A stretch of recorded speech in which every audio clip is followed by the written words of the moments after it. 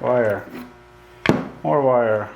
More wire. What's that? I got this. Let's talk about van wire. Yeah, I just got done with this wiring project in my van, and just want to talk to you a little bit about wire here. For the most part, I ended up, for the fixtures, I used a 14 gauge stranded wire, primary wire. You know, you need some red and some black for sure.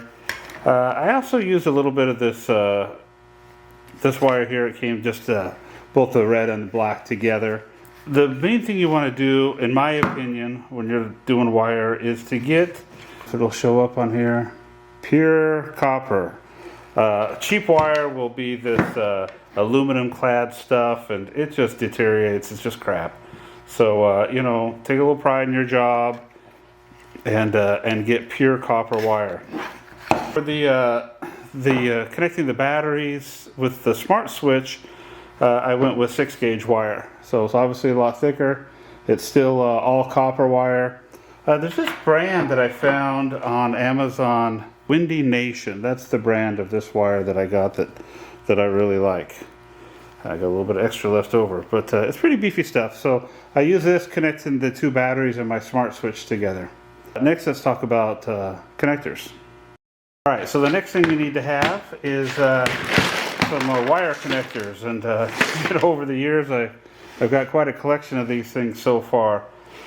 Let me show you just something here that I find, and again, this is all my opinion. So you've got 2 general types of these little connectors that I run into. One are these plastic ones here. I don't like these that much. I prefer to have the nylon ones here whenever possible. I just find they're a little better quality than these hard plastic ones. If all you can find is the hard plastic ones, that's fine. They're color coordinated by size. The yellow ones here are 10 to 12 gauge, 14 to 16 gauge is the blue color, 18 to 22 gauge for the red ones. So here you have the hard plastic ones and the nylon ones. Again, they're about the same thing. It's just that I find the nylon ones are a little better quality. Now some of these, the big difference between these two is that the nylon one has heat shrink built into it. So after you make your connection, you put a little flame or a little heat across here, and this will shrink up around the wire and makes a real good waterproof connection.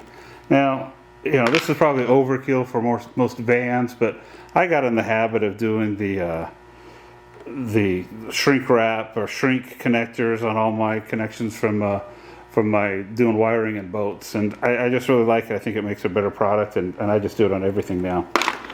With different connectors, you know, you might not have the heat shrink option. Like here's a nylon, a smaller little ring terminal that doesn't have the shrink on it, but you can add shrink tubing over here and make your waterproof connection.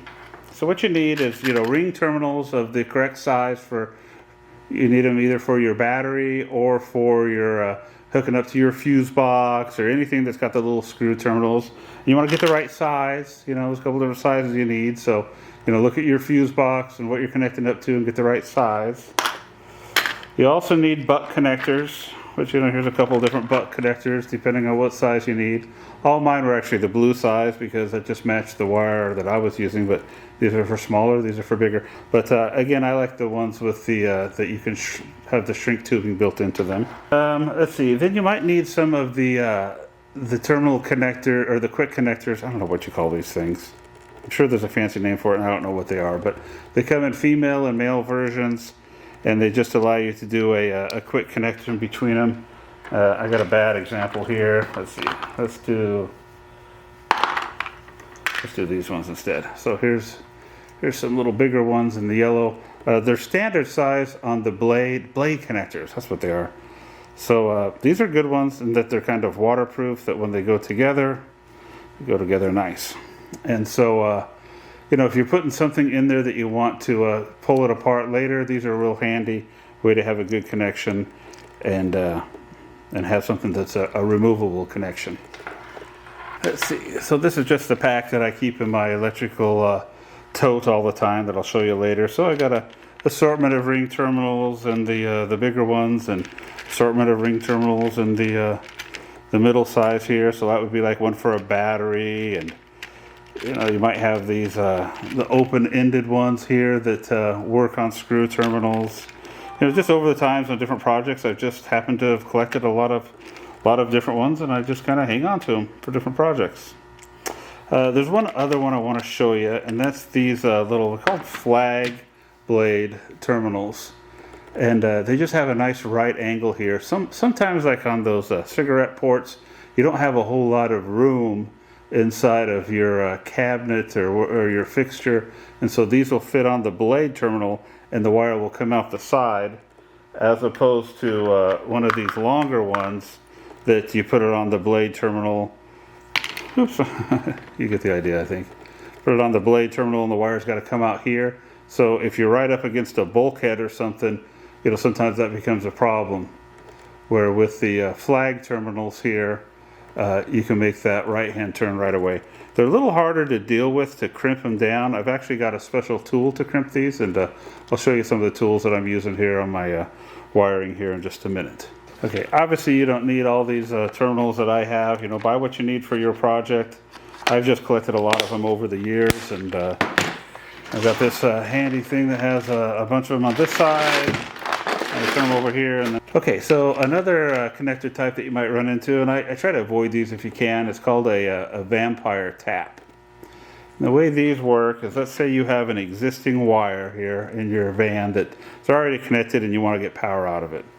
Well, you snap this over it, and then you take your other wire, which I'm just going to use the end of it, but act like this is another wire here, and it goes into this connector here. Nope. Goes into this connector on this side, whichever one lets you put the wire in there. Alright, and then all I do is I just close this thing, which pushes this metal pin down and just connects these two wires together. So it just allows you to tap into an existing wire to get power off it. Again, I don't recommend them, but sometimes you don't have a choice. Then the last type of connector I'll talk about real fast are the bigger lug connectors. And these are when you're running your bigger cables. Let's see, what size are these? Yeah, these are size 6, so these would fit this bigger cable here. Alright, so that's a 6-gauge cable. It's in rough shape. We got some errant little cables there, but you get the idea. So these require a bit more care. Some people will solder them on or squish them on, but you really need to have a good tool to set these. And I'll show you my tools here in a minute that I use to create these type of things. I would also always put a shrink tube over these as well. So speaking of the cable lug ones, I've also found that you can buy some kits on Amazon that have a variety of the sizes for different cables that you need. I've added some over the years, and so I just have a good collection of these. And then they come with some little shrink wrap tubes as well. And again, I'll list these below if you want to get a variety of cable lugs. Ooh, look at that, that's for some big cable there. Let's see, it's a little chart on the outside here. Like this one does 6-gauge, 4-gauge, and 2-gauge, and then they vary by the size of the terminal hole that you're looking for. All right, let's talk shrink tubing. So what shrink tubing is that when you make a terminal, put one of these little terminals on the end of your cable, then you insert the shrink tube over it, and then you heat it up, and it melts the shrink tube. So here's an example of one of those terminals that has the shrink built into it. And so, I crimp this wire onto this terminal connector, and then I just heat it up, and it makes a nice little waterproof connector here. So big fan of shrink tubing on every connector that you have here. It just makes it look a whole lot nicer and cleaner. So, there's different shrink tube kits that you can buy. Here's a Harbor Freight inexpensive one that has a variety of different colors and shapes of different types of shrink tubing if you want to color coat your tubing. I have found that there's better ones that you can buy. Again, I'll put a link on Amazon of these ones here that I believe these are the ones that have glue in them. So on better ones, you can get them that have a little bit of glue inside the shrink tube. And what that does is that when you shrink it up, a little bit of that glue melts, and it just makes an even better connector. And you'll just see a little bit of glue on the very end of it once you heat it up, and it's a real good, super waterproof connector. So, you know, spend a little bit more money. I mean, these are $1 more a pack. You know, I don't know what these are, 15 bucks, 9 bucks, you know, for a pack of shrink tube that should last a couple of projects. I don't know what the heck you call it. Expandable sleeving, I guess. And this stuff's kind of neat. I just worked with this for the first time on my last project. But on this stuff, it's just a nylon tube that it kind of does this weird like expandy thing on there that gets really wide. Ooh.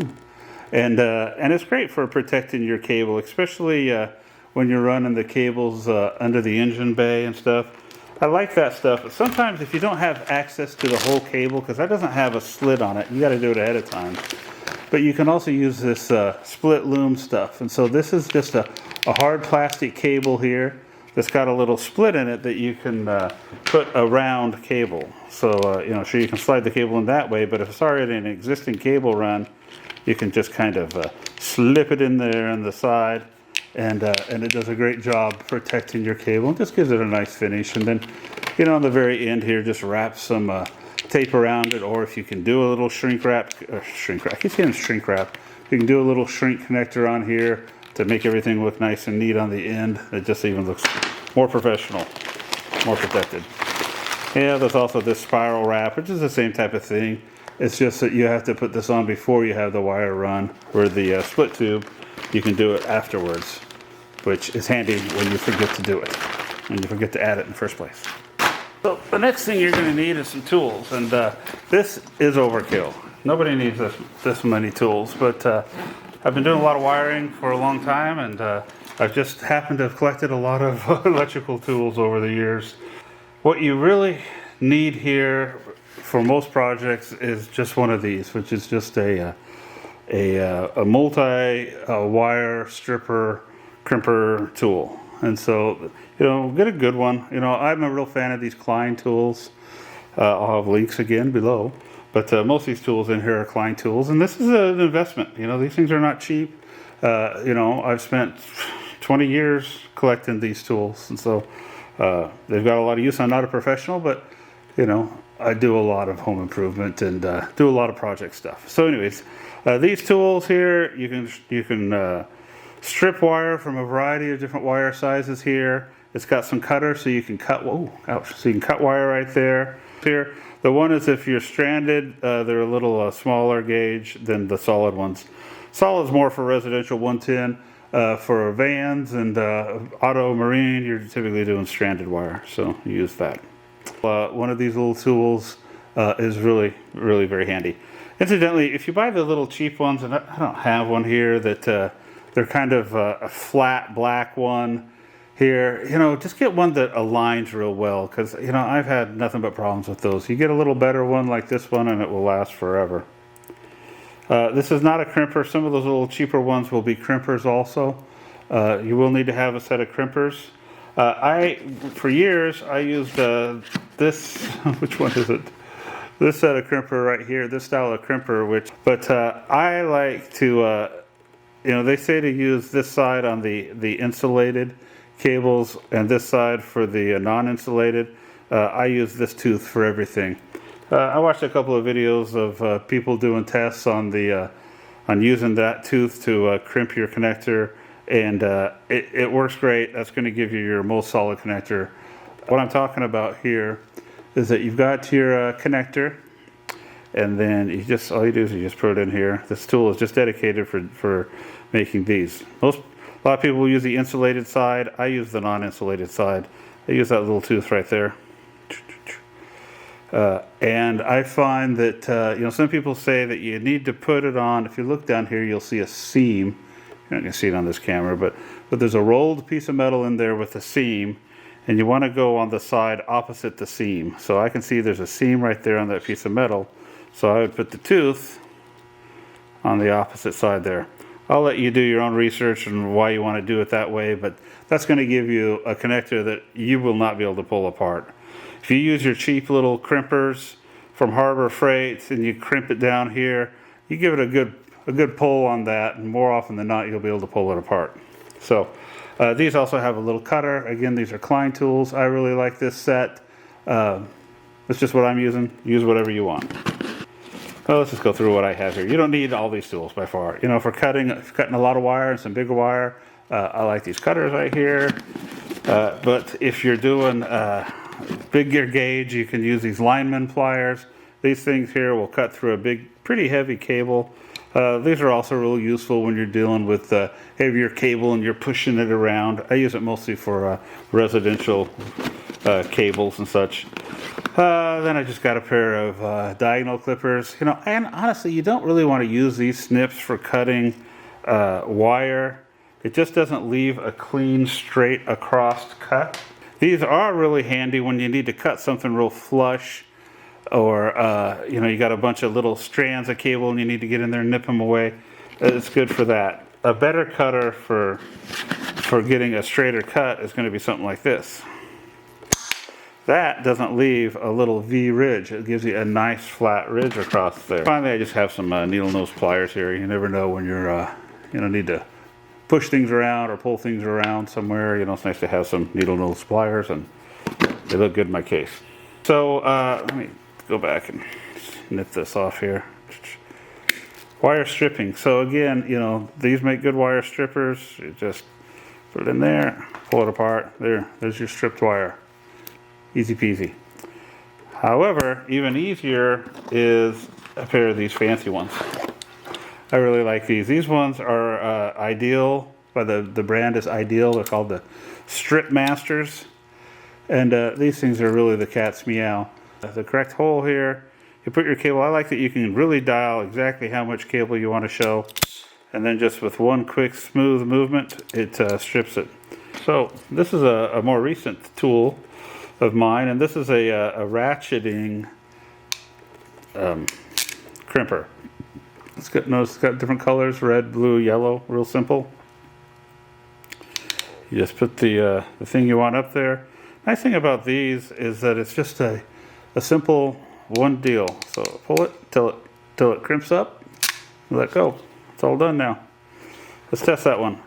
Can I pull it out?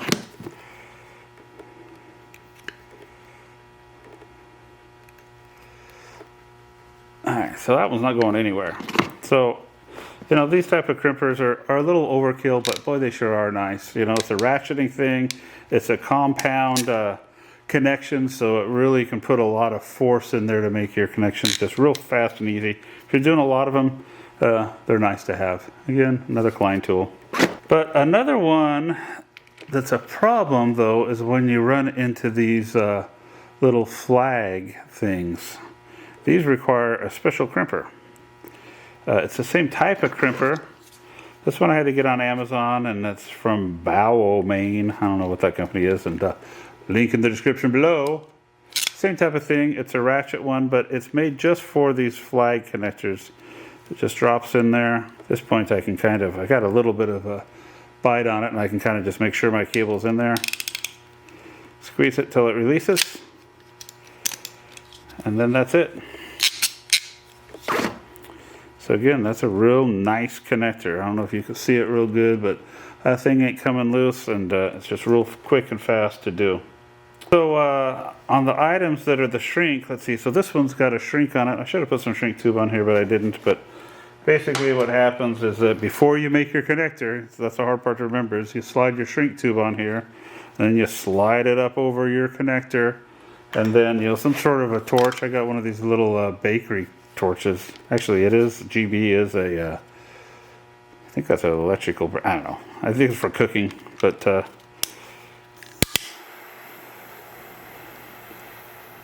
it's nice to have some sort of little flame. I've got a couple of them in here. The other one I have is a little butane soldering iron, which if you take the tip off it, it makes a good little torch for shrinking these things. So by the time you're done, you'll have a real nice connection there that's really watertight. Okay, real quick, the only other thing I have in here, in case you're curious, that this is just for doing 12 gauge residential. I do a lot of that when I was wiring a shop, and it was just handy to have one. Little set of scissors comes in real handy for stripping things off. There's another little, just a quick little wire stripper thing that's semi good. These things are great. Always have one of these in your electrical thing if you're a homeowner. This just detects if there's a voltage in there. So you just turn this on, put it next to 110, and it'll glow and beep and let you know that the thing you're working on has power. So real handy to have for 110 work. Alright, so that's my electrical case. Again, it's gone over some evolutions over the times, and I really like this case. This is a newer case that I'm using that it's got these drop downs on both sides. That's kind of handy just to keep everything real nice and organized. This side I just have all my screwdrivers, got a meter, got some more shrinking material here. I actually carried this little thing around in me. Soldering iron, got some insulated screwdrivers. Just picked these up recently, which is just overkill, but they're handy if you're working on in a live panel, which I recommend you don't do. I am not an electrician, by the way. And then this is that soldering iron I talked about recently. So this is a butane soldering iron, which is kind of handy to have, but you can take the soldering iron part off, and then it's just another little torch that's great for shrinking up that shrink tube wiring. Okay. Alright, so one last connector that I want to talk about, and that's these, we talked about them earlier, it's these lug connectors. Let's talk about how to do these lug connectors. I see a lot of people do some real hinky stuff with these, and you know, you can do whatever you want. You can try pounding them, or you can try soldering them in, but there really is a special tool that you should use on these. So these lug connectors are just for the bigger wire here. So if you're making up battery terminals or connecting battery to battery connection, or if you're doing one of these smart switches, you'll need to have a bigger gauge wire. So what you need to do on here, first of all, is to strip some of the outer covering here. Alright, so drop the shrink tubing over your connector,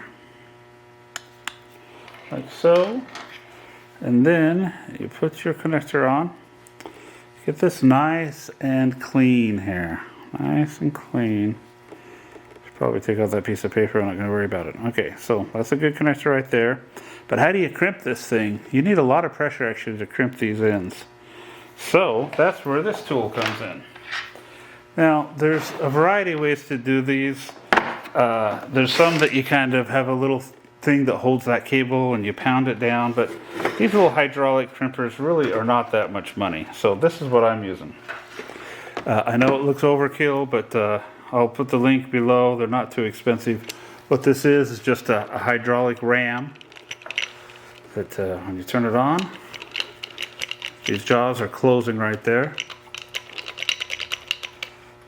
All right. You can undo this screw and change to different size jaws depending on what the project is. Let's see, this connector looks about right, so let's try this one. Turn it off. And turn it on a little bit just to shut them up a little bit. It's going to be real hard to do with one hand, but we're going to give her a try.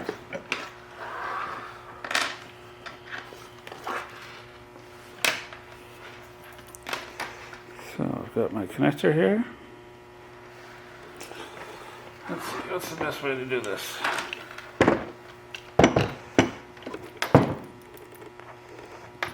Just slide this inside here. You'd like 3 hands to do this, maybe 4. We're going to give it a try here.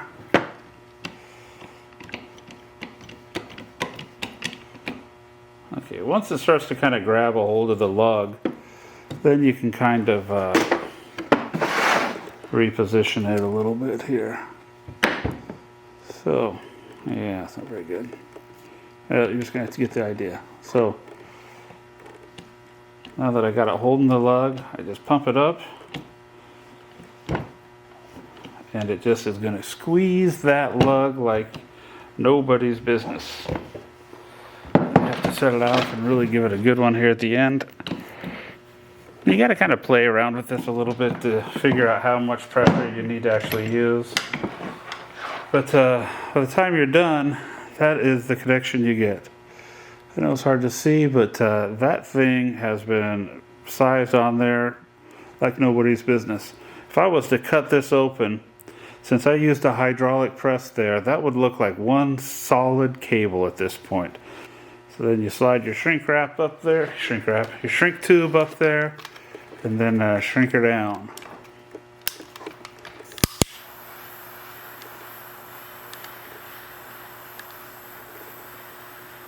So now you'll see I've got a real nice connection here. Now you'll notice that, I don't know if it's going to show up, but I did use the better shrink tubing here. You'll notice there's a little bit of glue that comes out of this tubing that just gives you an even better waterproof tight seal. But that should be a real good connector for you to use that's going to be real solid. You can also put some of that wire protectant underneath here and then put the shrink tube over the protector and shrink it all together. That's what I did on my van wire for my my split charge relay. So anyways, you know, these little tools, they're not that much. I think they're like $30, and it's a good investment if you're going to do at least a couple of little projects to where you might be making big cables. And over the year, I've done replaced battery terminals on a couple of cars, on our RV. Made terminals for my van, you know, so it's made terminals for my truck. So, you know, it's probably gotten used a dozen times. I think I probably paid for itself. So, anyways, so that's just some of the tips, some of the tools that I did for the wiring on the van that I thought you might like to see. All right, so that's how that's everything you need to know about the basic connection on the wires and the things that I use. Again, there's different tools and different techniques. This is just some of the stuff that I found over the times that work best for me.